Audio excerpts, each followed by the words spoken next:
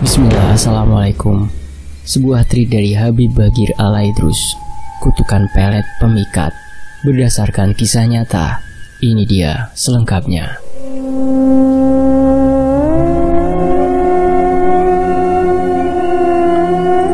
Alfi adalah seorang anak laki-laki berusia 14 tahun yang saat ini duduk di bangku SMP. Ia bukan seseorang yang baik dalam nilai akademiknya, namun Alfi sangat mahir dalam menggambar. Ia sudah sering mengikuti lomba, walaupun belum pernah keluar menjadi juara. Alfi tinggal bersama ibu dan adiknya yang bernama Dinda. Adiknya duduk di kelas 6 SD, sedangkan ayahnya sudah lama meninggal karena kecelakaan. Di pagi hari, Alfi bersiap-siap untuk berangkat ke sekolah. Selagi ibunya menyiapkan sarapan, Alfi menggunakan waktunya untuk merapikan buku dan memastikannya tidak ada yang tertinggal. "Alfi, kamu sarapan dulu," kata ibu. "Iya bu, sebentar. Alfi lagi ngerapiin buku," sahut Alfi. Setelah selesai merapikan bukunya, Alfi menuju ke ruang tamu untuk menyantap sarapannya. Ibu membuat nasi goreng dengan nasi sisa tadi malam. Walaupun sederhana, rasanya benar-benar enak sekali. Ibu mengeluarkan uang dari kantongnya dan memberikannya kepada Alfi. "Alfi, ini uang jajan kamu. Hati-hati nyimpennya," kata ibu. Alfi mengambilnya lalu menaruh uang itu di saku bajunya. Setelah selesai menghabiskan sarapannya, ia bersiap-siap untuk menuju ke sekolah. Lokasi sekolahnya tidak terlalu jauh, hanya membutuhkan waktu 10 menit menggunakan kendaraan umum. Sesampainya di gerbang sekolah, Alfi bertemu dengan sahabatnya sejak ia masih kecil yang bernama Rizky. Mereka sangat akrab sampai saat ini. "Alfi, lu udah ngerjain PR belum? Gue mau lihat kalau udah ya," ucap Rizky. "Gue udah ngerjain. Ya udah yuk masuk ke kelas," kata Alfi. Sesampainya di kelas, Alfi memberikan PR-nya pada Rizky agar dia bisa menyalinya, walaupun tindakannya salah.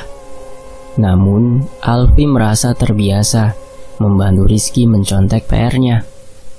Setelah selesai, Rizky memberikan bukunya kembali pada Alfi. Masih ada waktu 15 menit sampai bel masuk berbunyi. Mereka memanfaatkannya untuk ngobrol. "Rizky, gue lagi suka banget sama teman sekelas kita, tapi gue bingung nembak dia apa enggak." "Oh, si Rina ya? Kata gue mah jangan. Dia kan banyak yang ngejar. Pasti kalau lu nembak dia, yang ada lu ditolak. Secara yang suka sama dia kan banyaknya anak basket yang ganteng-ganteng," ucap Rizky. "Iya juga sih, gue mah cukup jadi pengagum dia aja, sadar diri," ucap Alfi. Tak lama kemudian, bel mulai berbunyi. Di sekolahan, Alfi biasanya sebelum memulai pelajaran selalu diadakan kegiatan membaca Al-Quran selama 20 menit. Setelah selesai, barulah pelajaran pertama dimulai. Pada saat jam istirahat, Alfi menghabiskan waktunya di kelas. Ia tidak pernah mau jajan di kantin karena pada saat jam istirahat, kantin selalu penuh. Saat sedang asik duduk sambil bermain handphone, Rizky mendekat ke arah Alfi dengan wajah yang sangat kusut. "Lu kenapa Ki? Muka lu cemberut gitu." "Lu tahu Simona kan, anak voli kelas sebelah," kata Rizky. "Iya, tahu. Kenapa emang?" "Gue udah lama suka sama dia. Terus tadi gue coba buat nembak dia, dia malah nolak gue. Udah gitu dia bilang katanya dia nggak suka gue karena gue jerawatan, jadi kotor kelihatannya," kata Rizky. "Lagian lu nekat banget nembak cewek cantik, pasti ditolak lah." "Ya udah, nggak usah lu pikirin," ucap Andi. "Gue sih nggak masalah ditolak juga, tapi harusnya dia nggak usah mempermalukan gue di depan teman-temannya sampai semua ngetawain gue." Alfi mencoba menenangkan Rizky, namun wajahnya terlihat masih kesal. Itu wajar karena ia ditertawakan oleh banyak orang. Sepulang sekolah, Alfi mencoba mengajak Rizky ke rumahnya untuk bermain game. Namun Rizky terlihat tidak bersemangat dan bilang kalau ia ingin segera pulang. Alfi merasa kalau apa yang terjadi pada Rizky benar-benar mengguncang mentalnya. Ia begitu murung dan terlihat masih kesal. Namun semoga saja ia tidak berlarut-larut dengan masalah itu. Alfi pun segera menuju ke rumah. Sesampainya di rumah, ada Dinda yang sedang menggambar di ruang tamu. "Lagi gambar apa, Dek?" tanya Alfi. "Ini Kak, tugas disuruh gambar laut," jawab Dinda. "Oh, bisa nggak? Kalau nggak bisa kakak bantuin," ucap Alfi. "Ya udah Kak, bantuin ya," pinta Dinda. Alfi pun membantu adiknya untuk membuat gambar yang bagus agar adiknya bisa dapat nilai yang bagus. Setelah selesai membantu adiknya, Alfi pergi ke dapur untuk mengambil makan. Ada ibu yang sedang mencuci piring. "Alfi, besok ibu mau ke rumah kakek kamu. Tadi ibu ditelepon om kamu. Katanya kakek sakit," kata ibu. "Oh, Alfi sama Dinda nggak boleh ikut, Bu?" tanya Alfi. "Kan kalian harus sekolah. Ibu nggak akan lama. Ibu usahain sore udah di rumah lagi. Kamu jagain adik kamu," jawab ibu. Iya deh Bu, siap-siap." Alfi menghabiskan waktunya di rumah hingga saat malam tiba. Saat ia sedang menggambar di kamarnya, ia menerima panggilan telepon dari Rizky. "Halo Ki, kenapa?" "Alfi, besok bilangin ya gue izin. Ada urusan keluarga gitu, suratnya nyusul." "Oh oke deh, nanti gue sampein." Keesokan harinya, saat sudah tiba di sekolah, Alfi menghampiri sekretaris kelas untuk memberitahukan bahwa Rizky tidak hadir karena sedang ada urusan keluarga. Belum sempat Alfi bicara ke sekretaris, Rizky muncul yang membuat Alfi kebingungan. "Ki, katanya lu izin, kok masuk sih?" tanya Alfi. "Iya Vi, gak jadi, urusannya udah selesai," hehehe, jawab Rizky. "Ah lu, mumpung gue belum bilang ke sekretaris." Bel pun mulai berbunyi dan seperti biasa, diadakan tadarusan sebelum pelajaran dimulai. Saat sedang tadarusan, Alfi melihat ke arah Rizky karena ia terlihat sangat gelisah, seperti sedang merasa tidak nyaman. Rizky mengeluarkan sebuah headset dan mendengarkan lagu di saat orang-orang sedang membaca Al-Quran. Namun Alfi tidak terlalu memikirkannya karena itu urusannya. Pada saat jam istirahat, Alfi menghampiri Rizky yang sedang memakai headset di telinganya. "Ki, lu parah amat. Orang pada ngaji lu malah dengerin lagu," ucap Alfi. "Hehe, iya, gue lagi gak enak hati. Daripada ikut ngaji tapi gak dapat pahala, mendingan dengerin lagu biar tenang," ucap Rizky. "Sesat lu mah." Rizky hanya tertawa saat Alfi mengatakan hal itu. Kemudian Rizky menyuruh Alfi duduk di sebelahnya karena dia ingin memberitahu sesuatu. Di sini deh, gue mau ngasih tahu sesuatu," ucap Rizky. Alfi pun duduk di sebelahnya sambil berkata, "Ada apaan sih, penting banget kayaknya." "Gue mau nembak si Mona lagi, dan kali ini gue yakin kalau dia bakal nerima gue," kata Rizky dengan pedenya. "Ki, jangan gila lu, kan lu tahu dia udah nolak lu. Lu mau dipermainkan lagi," kata Alfi. "Lu tenang aja, gue yakin 100% kalau dia gak akan nolak gue lagi," ucap Rizky. "Terserah lu laki, tapi lu jangan sakit hati kalau dia ngomong kasar ke lu." "Ya udah, lu ikut gue, biar lu lihat pas gue nembak dia." Rizky beranjak dari tempat duduknya menuju ke kelas yang ada di sebelahnya.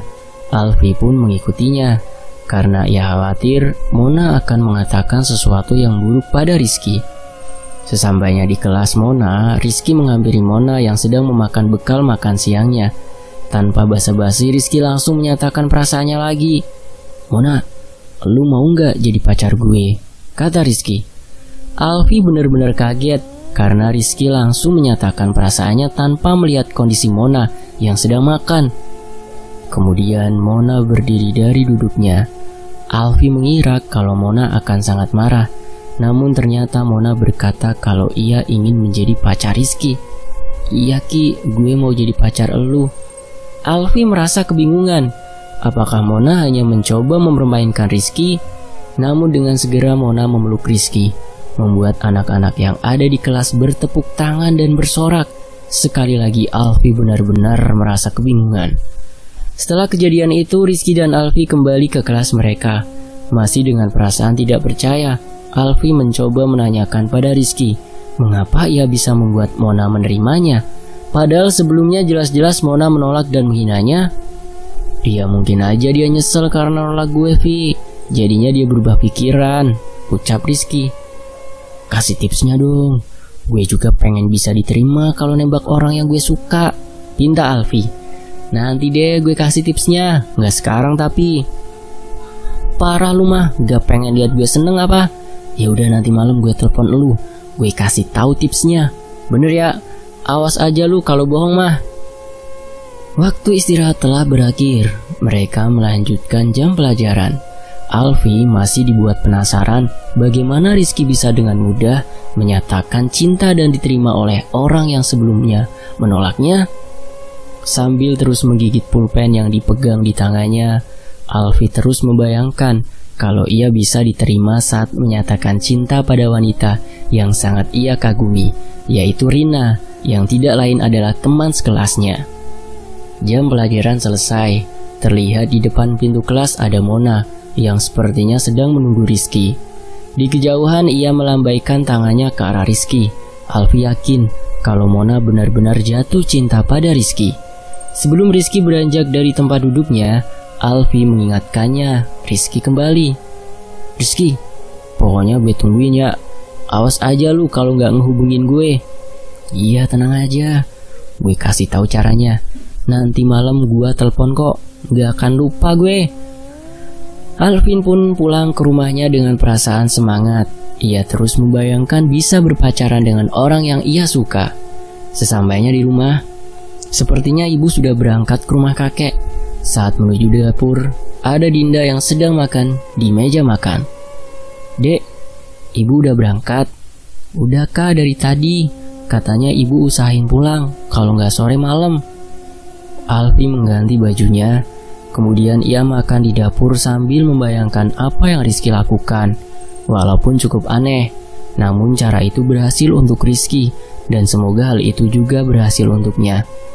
Selesai makan, Alfi pergi untuk sholat asar, dan rencananya setelah itu ia mungkin hanya akan bersantai di kamarnya. Alfi sedang tidak semangat melakukan apapun, karena ia tidak sabar menunggu Rizky menghubunginya. Malam pun tiba. Setelah selesai sholat maghrib, Dinda mengetuk kamar Alfi dan memberitahu kalau dia mau pergi ke masjid untuk mengaji. Kakak, Dinda mau ngaji dulu ya. Iya dek, pintu depan jangan lupa ditutup lagi ya. Setelah cukup lama menunggu, akhirnya ada panggilan masuk dari Rizky. Dengan cepat Alfi mengangkatnya karena sudah tidak sabar ingin tahu tips dari Rizky. Halo Ki, gue nungguin elu nih dari tadi.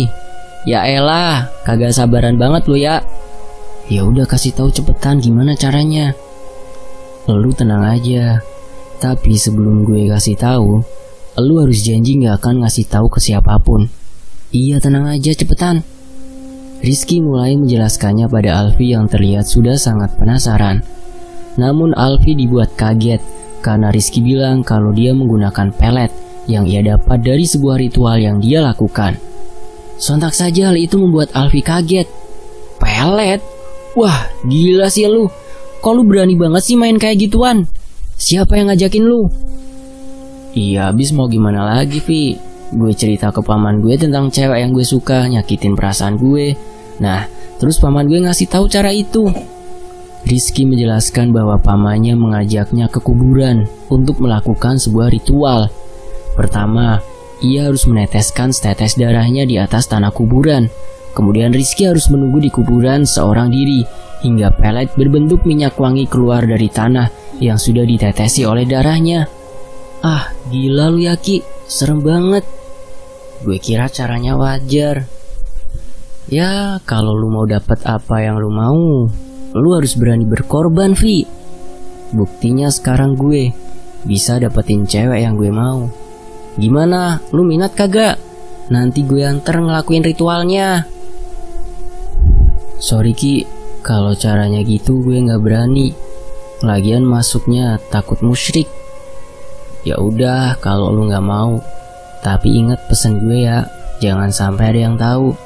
Iya, tenang aja. Gue gak akan bilang siapa-siapa. Alfi menutup teleponnya. Alfi benar-benar tak habis pikir dengan apa yang dilakukan oleh Rizky. Ia rela melakukan hal itu demi seorang wanita yang dia dambakan. Karena tidak mau ambil pusing, Alfi mulai memejamkan matanya dan tertidur. Tepat di pagi hari, Alfi terbangun karena azan subuh mulai berkumandang. Ia pun pergi ke kamar mandi untuk mengambil air wudhu. Saat hendak ke kamar mandi di dapur, ada ibu yang sedang mencuci pakaian. Karena ketiduran, ia tak sadar kalau ibu sudah pulang tadi malam. Ibu pulang kapan? Tadi malam diantar sama om kamu. Habisnya ibu mau nginep mikirin kamu sama Dinda. Alfi pun mengambil air wudhu dan segera sholat. Selesai sholat, ia terus membayangkan apa yang Rizky katakan. Di lain sisi, ia merasa iri karena Rizky bisa berpacaran dengan seseorang yang dia suka. Alfi mulai bersiap-siap untuk pergi ke sekolah. Ia mandi dan berpakaian. Tidak lupa juga merapikan buku-buku yang akan dibawa. Ia pun tidak lupa memasukkan baju olahraga, karena hari ini ada pelajaran olahraga. Alfi pamit pada ibu dan segera pergi ke sekolah. Sesampainya di gerbang, Alfi melihat Rizky yang sedang menunggu seseorang. Alfi pun menghampirinya dan bertanya, "Lagi ngapain lu, Ki? Nungguin gue ya?" "Idi, ngapain gue nungguin elu? Gue lagi nungguin pacar gue." Tak lama kemudian Mona mendekat ke arah Rizky. Mereka pun berjalan masuk meninggalkan Alfi sendiri. Bel sudah berbunyi dan tadarus akan segera dimulai. Sebelum tadarus dimulai, anak-anak di kelas mulai membuka Al-Quran. Namun Rizky malah memakai headset dan mendengarkan lagu. Alfi hanya bisa menggelengkan kepalanya melihat tingkah laku Rizky. Saat tadarus selesai, Rizky membuka headsetnya. Alfi mendekat untuk menanyakan tentang pelet yang ia ceritakan tadi malam. "Ki, lu gak takut apa sendirian di kuburan cuma buat dapet pelet?" "Enggak lah, kan gue fokus mikirin orang yang gue incer, jadinya gak takut." "Lu emang gak mau pacaran sama Rina?" "Iya mau lah, tapi gue gak berani kalau caranya kayak gitu." Ki, kan kata lu peletnya bentuk minyak wangi. Cara pakainya disemprot ke badan gitu ya?" "Enggak lah, lu mau lihat? Kebetulan gue bawa nih." Karena penasaran, Alfi ingin sekali melihat seperti apa pelet minyak wangi itu. Rizky pun mengeluarkannya dari dalam tasnya. Botol minyak wangi itu begitu kecil, tidak lebih besar dari jari kelingking, dan cairan yang ada di dalamnya berwarna merah pekat dan terlihat kental. "Kok merah gitu ya, Vi? Wanginya gimana itu?" "Ini gak ada wanginya. Lagian cara pakainya bukan buat di baju." "Terus cara pakainya gimana?" "Caranya lu harus tentuin dulu siapa incaran lu. Terus sambil bayangin mukanya, tetesin di ujung jari. Habis itu digosok ke alis mata kita." Karena rasa penasarannya semakin besar, Alfi berniat untuk mencoba menggunakan minyak wangi itu.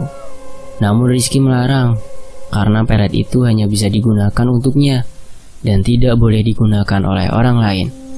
"Ah, pelit lu mah, bantuin gue dong, biar gue bisa pacaran sama Rina." Kata paman gue, "Gak boleh Alfi, gue gak tahu sebabnya, tapi katanya itu pantangan." Alfi berpikir kalau Rizky hanya mencari alasan agar ia tidak memintanya. Alfi menjadi sangat tertarik dengan pelet itu. Namun jika harus melakukan ritual yang Rizky katakan, rasanya ia tak akan sanggup. "Ki, masa iya sih nyoba doang gak boleh?" "Sorry Vi, itu pantangannya, gue gak berani." Karena Rizky tidak juga memberinya, akhirnya Alfi menyerah untuk meminta. Jam pelajaran pertama adalah olahraga. Semuanya bergantian mengganti pakaian di kamar mandi. Begitupun Alfi dan juga Rizky. Saat Alfi selesai mengganti pakaiannya, giliran Rizky ke kamar mandi untuk mengganti pakaian. Alfi pun terfokus pada tas Rizky. Ia ingat kalau Rizky menyimpan pelet parfum di dalam tasnya. Terbesit di pikiran Alfi untuk memintanya secara diam-diam, karena Alfi yakin kalau alasan Rizky tidak mau memberikannya karena ia sudah bersusah payah untuk mendapatkannya dan tidak ingin orang lain memakainya seenaknya.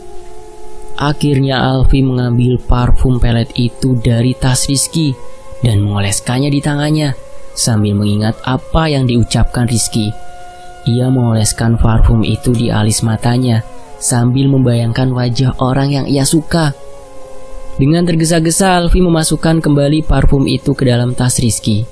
Saat jam olahraga berlangsung, Alfi terus menanyakan tentang parfum pelet itu. Ki, itu biasanya kalau kita pakai parfum itu berapa lama nunggu sampai efeknya bekerja? Gak lama Vi, biasanya langsung bekerja. Tinggal deketin aja cewek yang lu suka, terus tembak deh. Terus pasti diterima tuh. Ya iyalah, lu lihat aja gua kemarin, langsung diterima kan sama Mona. Oh iya juga ya. Makanya lu kalau mau gue anterin ke paman gue biar lu bisa ngejalanin ritualnya. Enggak dulu deh Ki, gue masih takut.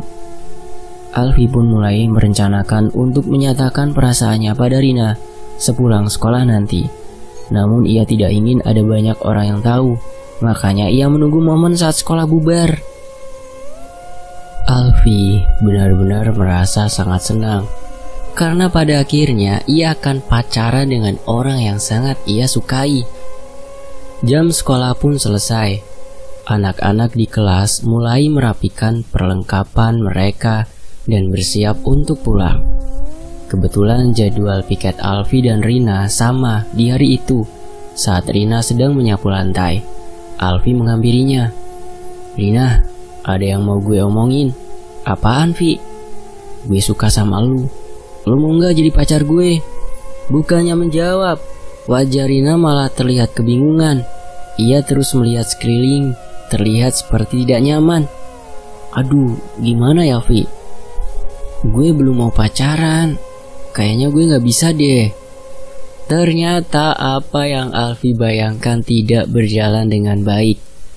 Alfi merasa sangat malu sekaligus kesel karena parfum pelet itu benar-benar tidak berguna. Di sepanjang jalan, Alfi terus memikirkan penolakan dari Rina. Ia sangat berharap banyak pada parfum yang Rizky katakan. Namun ternyata parfum itu tidak ada gunanya sama sekali. Sesampainya di rumah Alfi, langsung masuk ke kamarnya. Ia bingung bagaimana caranya menghilangkan perasaan malu dari pikirannya. Saat sedang berbaring di kasur, ibu masuk ke kamarnya. Alfi, kamu udah pulang? Kok nggak nemuin ibu? Alfi capek bu, lagi nggak enak badan, pengen istirahat sebentar. Oh ya udah kalau gitu, kamu udah sholat duhur belum? Udah bu, tadi di sekolah. Ya udah. Kamu istirahat. Kalau bisa sebelum asar bangun ya. Alfi mencoba beristirahat sejenak untuk menenangkan pikirannya. Mungkin saja pikirannya akan membaik setelah bangun nanti. Alfi tidur selama lebih dari 1 jam. Ia terbangun karena mendengar suara azan asar berkumandang. Namun Alfi merasakan pusing di kepalanya. Ia berpikir mungkin karena ia tidur terlalu lama. Alfi beranjak dari kasurnya dan mencoba meminta obat pusing pada ibu. Saat keluar kamar, azan selesai berkumandang. Anehnya pusingnya juga hilang begitu aja. Alfi tidak merasa aneh karena biasanya ia tidak pernah tidur siang. Wajar saja kalau kepalanya pusing secara tiba-tiba. Alfi lalu mengambil air wudhu untuk menunaikan sholat asar. Ia memasuki kamar mandi. Saat membasuh air di tangannya, entah mengapa air di kamar mandi terasa sangat dingin, persis seperti air es. Padahal hari itu sedang tidak hujan. Karena tidak mau ambil pusing, Alfi memaksakan untuk berwudu, walaupun air yang mengenai kulitnya terasa sangat dingin. Selesai wudu, ia begitu menggigil. Saat Alfi keluar kamar mandi, ada ibu yang sedang memasak di dapur. Saat ibu melihat wajah Alfi, dibuat kaget karena wajahnya terlihat begitu pucat. Alfi, kamu kenapa? Kok muka kamu pucat banget? Kamu demam ya? Enggak bu, cuma kedinginan. Airnya dingin banget. Kamu masuk angin kayaknya. Makanya kedinginan. Ya udah, kamu sholat dulu. Nanti ibu bikinin jahe anget supaya kamu gak kedinginan lagi. Alfi masuk ke kamarnya untuk melaksanakan sholat asar. Tubuhnya masih menggigil dan kedinginan. Alfi menggelar sajadah dan memulai sholatnya. Saat membaca niat sholat, semua baik-baik saja. Namun semakin lama Alfi merasa seperti kebingungan karena ia mulai terbata-bata membaca doa sholat. Ia mencoba mengulangnya, namun Alfi merasa seperti sulit membaca doa-doa saat sholat. Karena merasa tidak fokus, akhirnya Alfi sholat dengan membaca doa di dalam hati. Setelah selesai, Alfi merasa ada yang aneh saat dia sholat tadi. Rasanya seperti sulit membaca doa-doa sholat dengan suara di mulutnya. Baru pertama kali ia merasakan hal seperti itu. Dari arah dapur ia mendekat ke arah Alfi sambil membawa gelas berisi jahe panas. "Nih, kamu minum dulu, biar anget badannya." "Iya bu, makasih." Ibu memegang kening Alfi untuk memastikan kalau dia tidak demam, namun suhu tubuhnya normal. "Kamu gak panas tapi Vi, bagus deh kamu gak demam." "Alfi gak apa-apa bu, sehat kok." "Terus kenapa kamu kedinginan tadi?" "Iya emang airnya dingin banget bu, Alfi aja gak kuat pas wudhu." Tak lama kemudian Dinda keluar dari kamarnya. Ia meminta bantuan Alfi untuk membantunya menggambar karakter untuk ditempel di dinding kamarnya. Selesai membantu adiknya membuatkan gambar, hari sudah semakin sore dan Alfi harus mandi untuk membersihkan tubuhnya. Ia mengambil handuk lalu menuju ke kamar mandi. Saat di dalam kamar mandi, Alfi mencoba mencelupkan tangannya ke bak mandi untuk mengecek suhu air. Saat tangannya menyentuh air, suhu air terbilang normal, tidak seperti saat dia wudhu tadi. Alfi pun mulai membersihkan tubuhnya. Selesai mandi, Alfi berniat untuk langsung mengambil air wudhu karena sebentar lagi masuk waktu maghrib. Ia memutar keran dan mulai membasuh tangannya. Namun ia begitu kaget karena air yang keluar menjadi sangat dingin, seperti es batu. Ia mencoba memasukkan tangannya kembali ke bak mandi, dan secara tiba-tiba, air yang ada di bak mandi pun berubah menjadi sedingin es. Bingung dan aneh mengapa hal itu bisa terjadi, padahal saat Alfi mandi suhu air sangat normal. Alfi memaksakan mengambil air wudhu, walaupun suhunya sangat dingin. Selesai mandi dan wudhu, Alfi keluar dari kamar mandi. Kebetulan ibu sedang duduk di meja makan, menunggu Alfi keluar dari kamar mandi. Lalu Alfi mencoba memberi tahu ada hal yang aneh terjadi di kamar mandi. Alfi berusaha menjelaskannya pada ibu tentang apa yang baru saja terjadi. Karena penasaran, ibu masuk ke kamar mandi untuk memeriksa suhu air. "Coba deh ibu celupin tangan ibu ke bak mandi. Dingin banget kayak es batu," ucap Alfi. Ibu mencelupkan tangannya, namun ibu tidak merasakan kedinginan sama sekali. "Es batu dari mana? Gak dingin sama sekali, Alfi," kata ibu. Alfi merasa aneh. Mengapa ibu tidak merasa kedinginan? Alfi kembali masuk ke kamar mandi dan mencelupkan tangannya. Namun suhu air berubah menjadi normal kembali. "Alfi, kamu masih kedinginan? Ibu buatin jahe lagi ya?" "Gak usah bu, Alfi mau ke kamar dulu ya. Mau siap-siap sholat maghrib." Alfi pun beranjak menuju ke kamarnya dengan perasaan aneh. Sebenarnya apa yang terjadi? Mengapa suhu air di kamar mandi bisa berubah-ubah seperti itu? Alfi duduk di kasurnya sambil menunggu azan maghrib. Dia terus memikirkan kejadian aneh yang terjadi di kamar mandi. Saat azan maghrib berkumandang, Alfi merasakan pusing di kepalanya. Semakin fokus ia mendengarkan azan, semakin sakit kepalanya. Karena merasa ada yang tidak beres, Alfi berteriak memanggil ibu karena sakit yang dirasakan di kepalanya. Karena Dinda mendengar teriakan kakaknya, ia masuk ke kamar Alfi untuk memeriksanya. Dinda begitu panik melihat kakaknya sedang memegang kepalanya dan terlihat kesakitan. Dinda pun memanggil ibu yang sedang berada di kamar mandi, memberitahu kalau Alfi sedang kesakitan. "Alfi, kamu kenapa?" "Kepala Alfi sakit bu, pusing banget rasanya." "Ya udah, kamu tiduran dulu. Ibu ambil obat dulu." Ibu keluar kamar untuk mencari obat sakit kepala. Dinda berusaha menemani Alfi yang sedang merasa kesakitan. Saat azan maghrib selesai berkumandang, sakit kepala itu hilang dengan sendirinya. Alfi terus mencoba memastikan kalau sakit di kepalanya sudah hilang. Dinda pun dibuat kebingungan karena kakaknya terlihat normal kembali. Saat ibu masuk membawa obat, Alfi memberitahu kalau sakit kepalanya sudah hilang. Alfi mulai merasa ada sesuatu yang aneh sedang terjadi. Ia berpikir, apa mungkin ia merasakan sakit kepala saat mendengar suara azan? Karena sebelumnya saat azan asar pun ia merasakan pusing di kepalanya. Untuk memastikan apakah yang dia pikirkan benar, Alfi menunggu azan Isya berkumandang. Apakah ia akan merasakan sakit kembali di kepalanya? Detik-detik sebelum azan Isya berkumandang, Alfi merasa sangat ketakutan. Ia takut yang dia pikirkan benar-benar terjadi.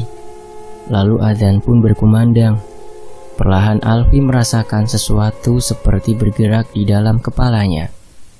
Dan benar saja, ia merasakan sakit lagi di kepalanya. Ia tidak memanggil siapapun karena takut membuat ibu dan adiknya khawatir. Alfi terus menahan rasa sakit di kepalanya selama azan berkumandang. Saat azan Isya selesai, sakit itu menghilang secara tiba-tiba. Ternyata benar, ada sesuatu yang salah terjadi kepadanya. Alfi merasa sangat ketakutan. Mengapa ia kesakitan saat mendengar suara azan? Namun ia mencoba tenang sejenak dan segera pergi sholat.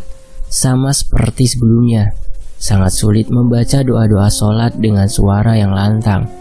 Mau tidak mau Alfi membacanya di dalam hati. Selesai sholat, Alfi terus memikirkan kejadian aneh yang terjadi padanya. Ia ingin menceritakannya pada ibu. Namun Alfi yakin hal itu pasti hanya akan membuat ibu khawatir. Alfi berusaha menyembunyikan semua kejadian aneh itu untuk sementara waktu. Ia berharap semoga esok semuanya sudah kembali normal. Sambil terus memikirkan kejadian aneh itu, ia mencoba untuk segera pergi tidur. Namun sebelum ia tidur, Dinda masuk ke kamarnya dan menyuruh Alfi untuk makan karena ibu sudah menyiapkan makanan. Karena mengantuk, Alfi menyuruh Dinda menyampaikan ke ibu kalau dia sangat mengantuk. Saat Dinda keluar, Alfi pun tertidur di kasurnya. Alfi tertidur dengan nyenyaknya. Namun tepat di jam 12 malam, ia terbangun dengan tubuh yang berkeringat. Ia merasakan panas di kamarnya, sampai-sampai bajunya basah karena keringatnya. Alfi menuju ke ruang tamu, karena ada kipas angin di sana. Alfi duduk di ruang tamu sambil menunggu suhu badannya kembali normal. Ia duduk menyender pada kursi sambil menutup matanya. Saat sudah merasa tidak kegerahan, Alfi berniat untuk kembali ke kamarnya. Namun tubuhnya tidak bisa digerakkan. Ia hanya bisa menggerakkan matanya. Bahkan untuk membuka mulut saja ia tidak bisa. Alfi benar-benar ketakutan. Ia mencoba berteriak meminta tolong, namun mulutnya tidak bisa terbuka. Saat ia melihat ke arah pintu kamarnya, ia dibuat bingung karena pintu kamarnya menutup dengan sendirinya. Kemudian gagang pintu mulai bergerak, seperti ada orang yang mencoba membuka kembali pintu kamarnya yang tertutup. Perlahan pintu terbuka. Ia melihat di balik pintu ada sosok makhluk yang semua bagian tubuhnya tertutup oleh rambut yang menjuntai sampai ke lantai. Alfi semakin ketakutan. Ia terus berusaha menggerakkan badannya. Makhluk itu perlahan berjalan keluar dari kamar, di mana sosok menyeramkan itu terlihat semakin jelas. Alfi pun menutup matanya karena ia sangat ketakutan melihat sosok itu.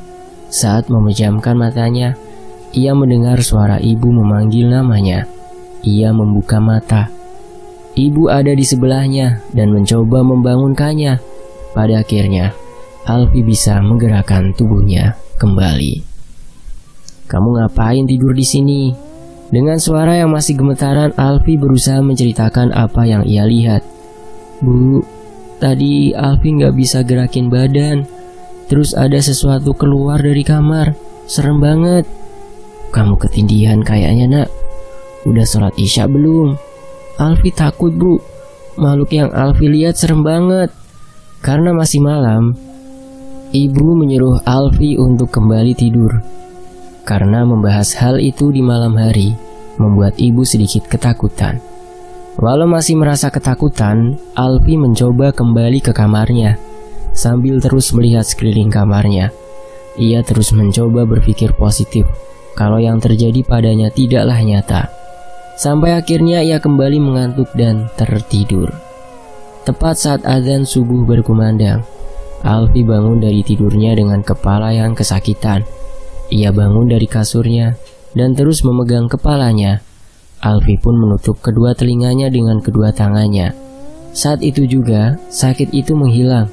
Saat ia membuka telinganya lagi, rasa sakit itu kembali menyerang kepalanya.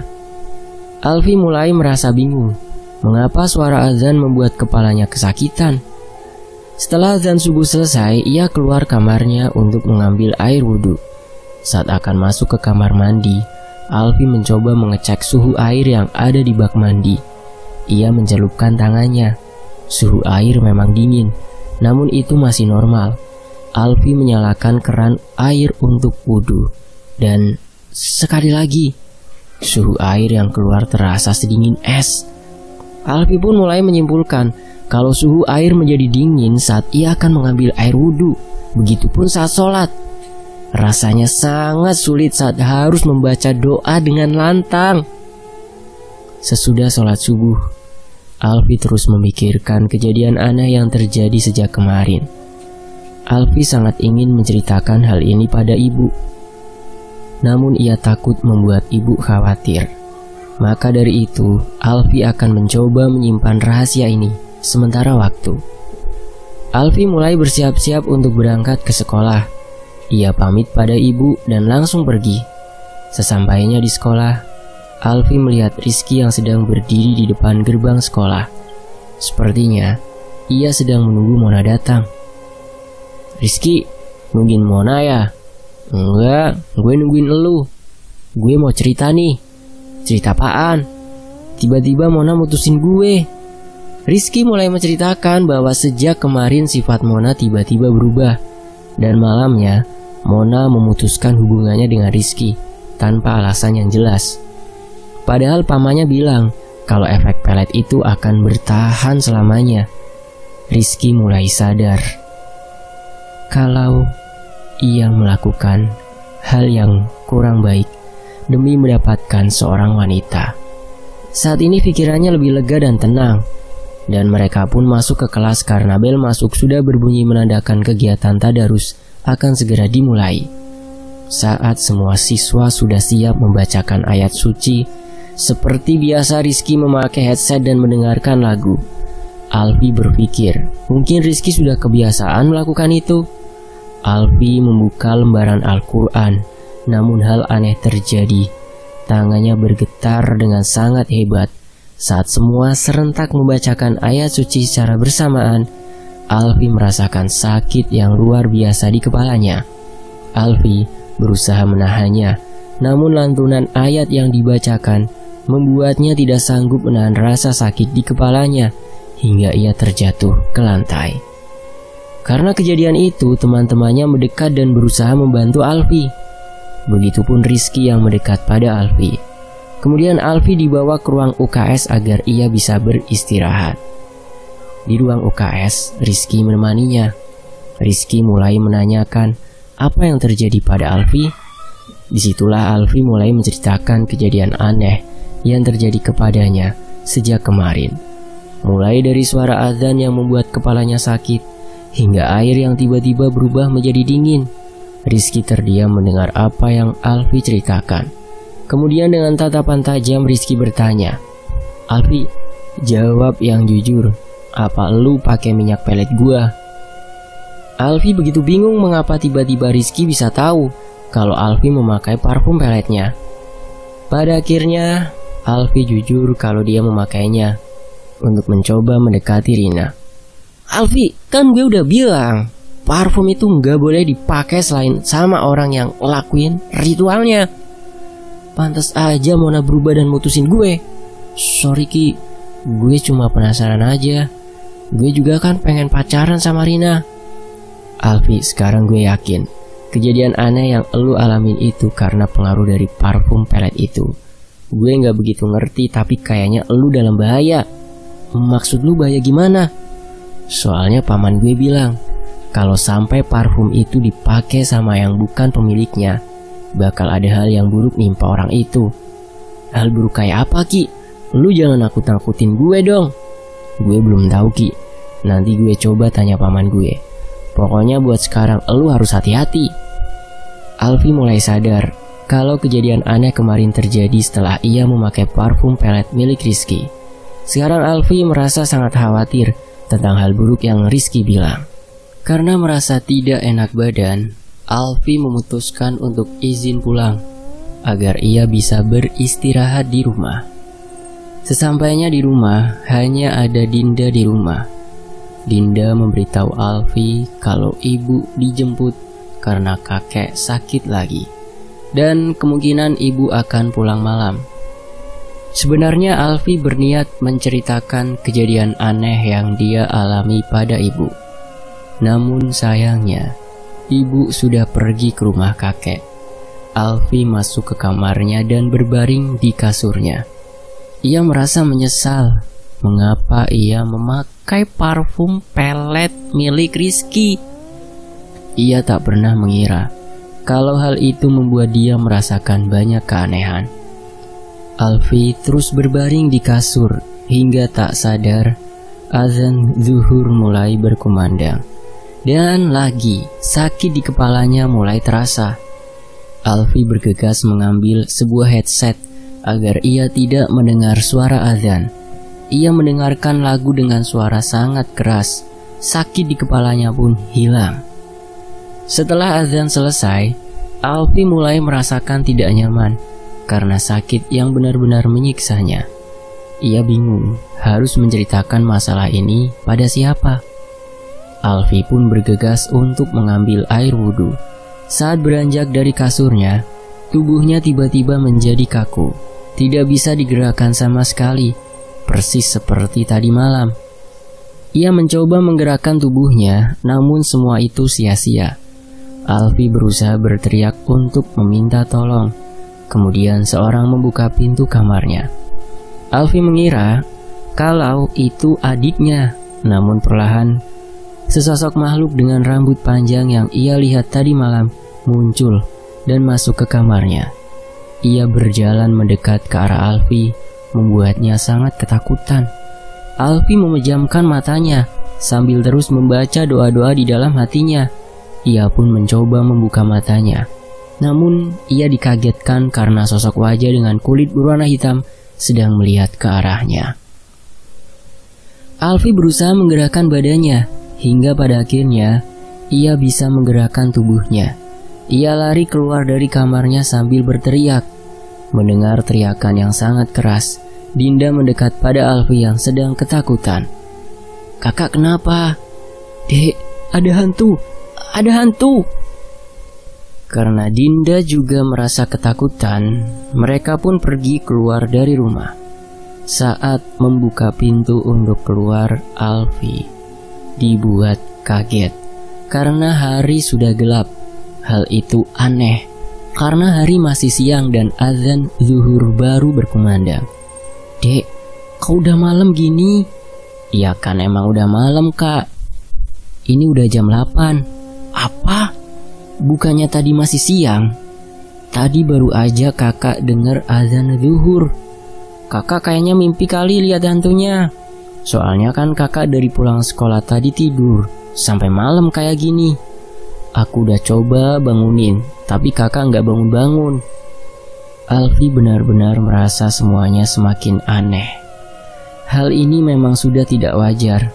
Ada sesuatu yang salah sedang terjadi. "Kayaknya kakak cuma mimpi, Dek. Maaf ya ngagetin." Dan mereka pun kembali masuk ke dalam rumah. Alfi merasakan ketakutan yang luar biasa. Bagaimana mungkin ia bisa tidur secara tidak sadar di mana hari sudah malam? Alfi mencoba mengambil air wudhu untuk memulai sholat isya. Ia berdiri dan berjalan keluar dari kamarnya. Saat hendak membuka pintu, tubuhnya kembali membatu.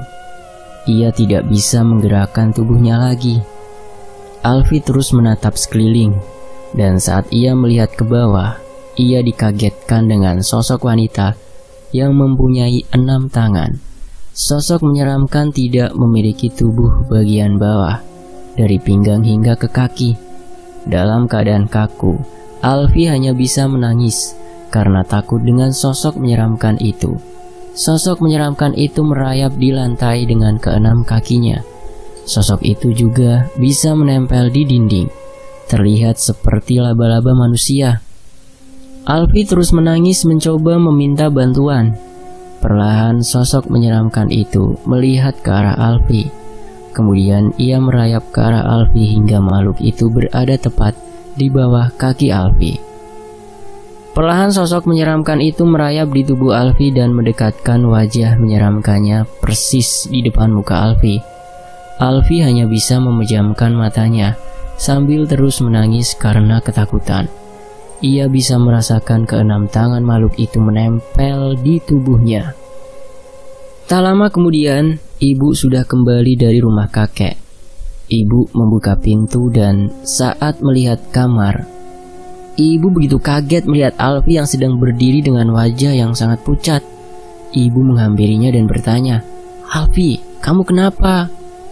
Ibu sadar kalau Alfi sedang tidak baik-baik saja.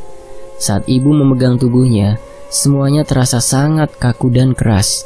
Ibu yang panik memanggil Dinda untuk meminta bantuan. Alfi sangat ingin berteriak saat ibu ada di depannya, namun ia tidak bisa melakukannya. Pada akhirnya saat ia berhasil mengendalikan tubuhnya lagi, ia menangis dan memeluk ibu karena ketakutan. "Ibu, Alfi takut, Bu. Tolong Alfi." "Kamu tenang dulu. Ya Allah, kamu kenapa sih? Kok bisa kayak gini?" Lalu ibu membawa Alfi ke ruang tamu untuk menenangkannya. Lalu Dinda kembali bersama beberapa orang yang datang untuk membantu. Di situ Alfi mulai terbuka dan mencoba menceritakan semua pada ibu tentang kejadian aneh yang terjadi kepadanya. Mendengar apa yang Alfi ceritakan, ibu sangat kesal karena Alfi bermain-main dengan hal yang musyrik. Namun Alfi menyesali perbuatannya. Sekarang ibu mencari cara agar Alfi tidak merasakan ketakutan lagi. "Dinda, coba kamu ke rumah Ustadz Ridwan. Bilang kalau ibu butuh bantuan beliau secepatnya." Dinda pergi ke rumah Ustadz Ridwan yang jaraknya tidak terlalu jauh dari rumahnya. Beberapa menit kemudian, Dinda kembali bersama Ustadz Ridwan bersamanya. Ibu menyambut Pak Ustadz Ridwan dan menceritakan apa yang terjadi pada Alfi. Kemudian, Ustadz Ridwan mendekat ke arah Alfi dan mulai menanyakan beberapa hal. Alfi menjawab semua dengan sejujurnya, karena ia benar-benar merasa takut dan tidak ada yang harus disembunyikan lagi jika ia ingin semuanya normal kembali. Kemudian Pak Ustadz mendekatkan mulutnya ke telinga Alfi. Lalu Pak Ustadz azan tepat di depan telinga Alfi. Sontak saja Alfi merasa sakit yang lebih parah dari sebelumnya. Kepalanya terasa ditekan dengan sangat kuat. Ibu dan Dinda benar-benar ketakutan melihat Alfi. Setelah selesai azan di telinga Alfi, Pak Ustadz yakin ada jin yang sangat jahat yang sedang menghuni tubuh Alfi. Kemudian Pak Ustadz mencoba menerawang masuk ke dalam pikiran Alfi untuk berkomunikasi dengan jin yang ada di tubuhnya. Pak Ustadz Ridwan memegang kepala Alfi dan memejamkan matanya. Secara tiba-tiba listrik padam selama beberapa menit, kemudian menyala kembali. "Saya sudah berkomunikasi dengan jin yang ada di dalam tubuh Alfi." "Lalu bagaimana Pak Ustadz? Apakah Alfi sudah terbebas dari jin itu?" Pak Ustadz mulai menjelaskan kalau apa yang Alfi lakukan adalah sebuah kesalahan besar. Karena pada dasarnya, seseorang yang mempunyai pelet adalah mereka yang membuat sebuah perjanjian dengan jin, membentuk suatu ikatan antara si pengguna dengan sosok jin agar sama-sama diuntungkan. Tujuannya adalah agar si jin membantu si pengguna pelet mencapai tujuannya, dan si pengguna pelet akan menjadi budak jin saat ia mati nanti. Namun kasus yang terjadi pada Alfi berbeda, karena Alfi tidak memiliki perjanjian dan ikatan dengan jin. Saat ia menggunakan pelet itu, maka dengan mudah jin bisa menguasai tubuhnya, karena Alfi tidak memiliki ikatan dan perjanjian sebelumnya. Biasanya, kasus seperti ini membuat jin punya kendali penuh terhadap tubuh seseorang yang ia singgahi. Maka dari itu, Alfi merasakan hal-hal aneh saat dia melakukan kewajibannya beribadah. Terus Pak Ustadz, gimana caranya supaya Alfi bisa terbebas dari jin itu? Pak Ustadz punya suatu cara, namun semuanya harus dilakukan malam itu juga. Karena jika dibiarkan semakin lama, jin itu akan semakin sulit dikeluarkan. Pak Ustadz meminta izin untuk mencukur habis rambut yang ada di kepala Alfi. Namun Pak Ustadz meminta agar rambut Alfi dikumpulkan dan dibalut dengan kain berwarna putih. Ibu mengambil sebuah gunting dan pencukur lalu mulai memotong semua rambut Alfi. Setelah selesai, Dinda mengumpulkan rambut itu dan meletakkannya di sebuah kain berwarna putih yang kemudian diikat oleh Pak Ustadz. Setelah itu Pak Ustadz meminta izin untuk membaca surah Yasin di kamar Alfi dan meminta segelas air putih. Setelah selesai mencukur habis rambut Alfi, Pak Ustadz menyuruh Alfi untuk duduk di ruang tamu. Pak Ustadz terus memegang kain putih berisi rambut Alfi. Kemudian Alfi disuruh meminum air yang sudah dibacakan surah Yasin oleh Pak Ustadz. Alfi, kamu minum air ini. Gimana pun rasanya, kamu harus tetap meminumnya. Alfi mendekatkan gelas itu ke bibirnya. Belum sempat ia minum, air putih itu tercium sangat menyengat. Baunya busuk dan sangat menyengat. Pak Ustadz, airnya bau banget. Saya nggak kuat. Alfi, saya sudah bilang, paksakan.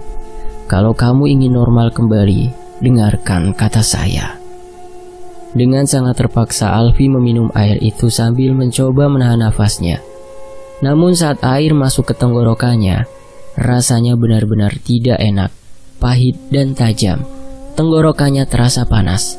Pak Ustadz, tenggorokan saya sakit banget, kayak mau kebakar. Alfi, paksakan, kamu harus melawan kendali jin itu. Walaupun merasakan sakit luar biasa saat meminum air itu, Alfi terus berusaha meminumnya sampai air itu benar-benar habis. Alfi baca syahadat secara terus-menerus.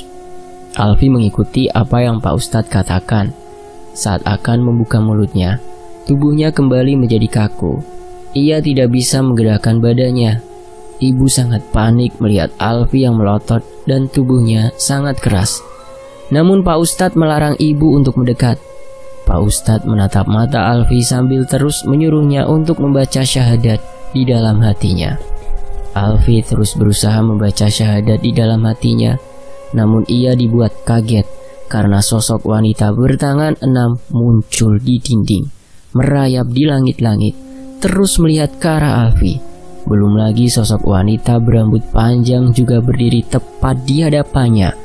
Namun Alfi terus membaca syahadat di dalam hatinya dengan penuh keyakinan. Perlahan, kedua sosok makhluk menyeramkan itu berubah menjadi asap dan tersedot ke arah tangan Pak Ustadz yang memegang kain putih berisi rambut Alfi. Ibu dan Dinda pun bisa melihat asap itu seperti terhisap ke dalam kain putih yang dipegang Pak Ustadz. Perlahan tubuh Alfi normal kembali. Ia bisa menggerakkan tubuhnya. Setelah itu Pak Ustadz melempar kain putih itu ke lantai.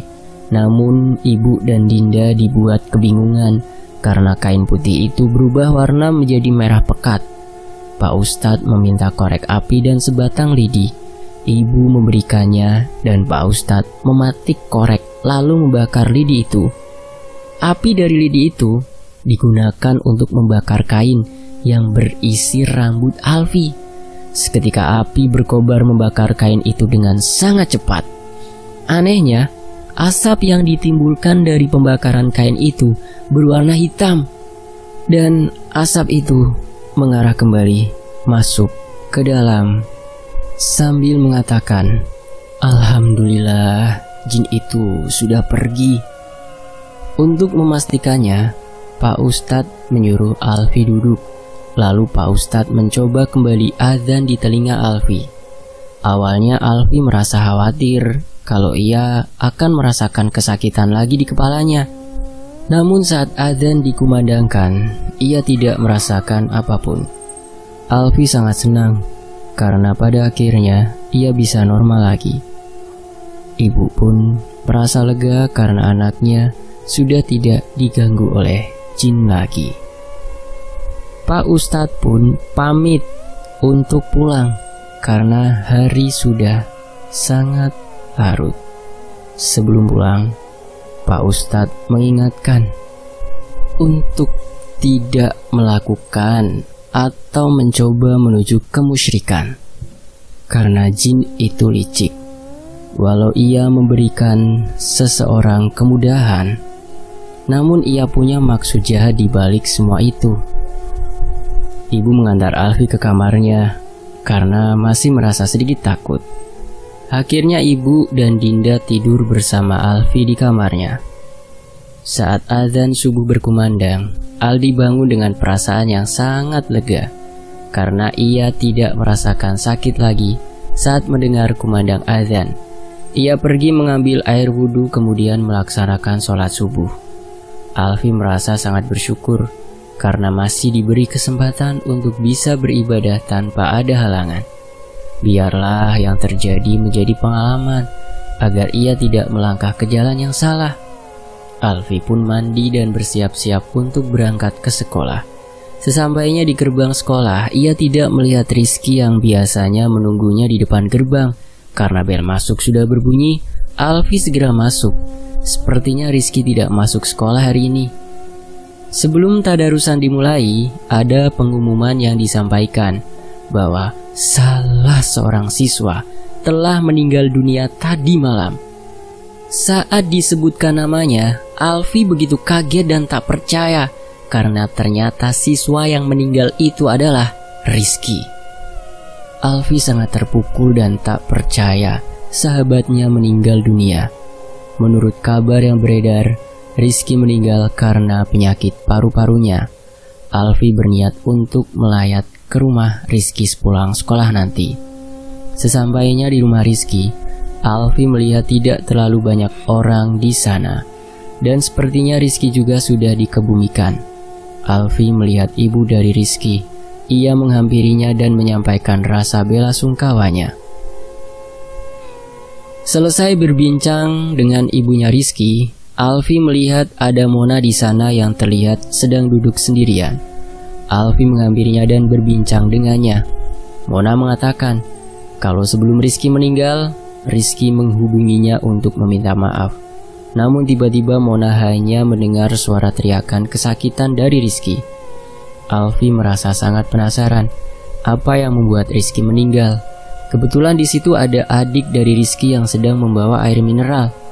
Alfi menghampirinya dan menanyakan apa yang terjadi pada Rizky. Walau awalnya adik Rizky tidak mau memberitahunya, namun Alfi meyakinkannya kalau Rizky adalah sahabat baiknya dan Alfi tidak akan memberitahu orang-orang apa yang terjadi. Adik Rizky pun percaya pada Alfi dan mulai memberitahu penyebab kematian kakaknya. Namun, apa yang diberitahukan adik Rizky terdengar tidak masuk akal. Namun dia bersumpah kalau ia tidak bohong dan melihatnya secara langsung. Tubuh Kak Rizky hangus karena terbakar secara tiba-tiba. Dan kisah ini selesai. Tamat. Terima kasih untuk Habibagir Alaidrus. Dan tentunya buat teman-teman yang udah menyimak kisah Kutukan Pelet Pemikat. Di sini saya pamit. Wassalamualaikum warahmatullahi wabarakatuh. Alhamdulillah.